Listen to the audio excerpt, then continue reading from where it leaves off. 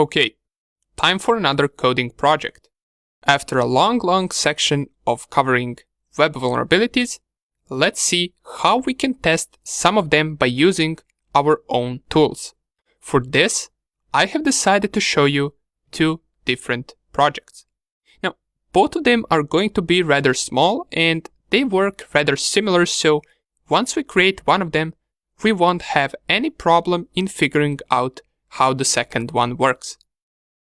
These two projects are going to be login page Bruteforcer and directories Bruteforcer.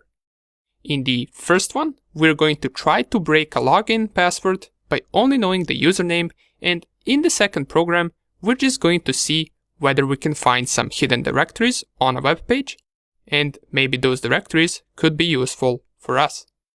Nonetheless, both of these programs are going to work similar. Our login Bruteforcer is going to open a txt file with a bunch of passwords, and we're going to send each one of those passwords from the file in hope that one of them is the correct one, which will grant us an access to that account. The second program is going to work by opening a txt file and reading common directory names that we will then request to visit, and if we manage to visit them and get status code 200, that means that page exists. If we get connection error, well, then that page doesn't exist. Nonetheless, enough of talking, we are already intermediate with our Python skills, so let's get straight into coding these two programs. See you in the next video.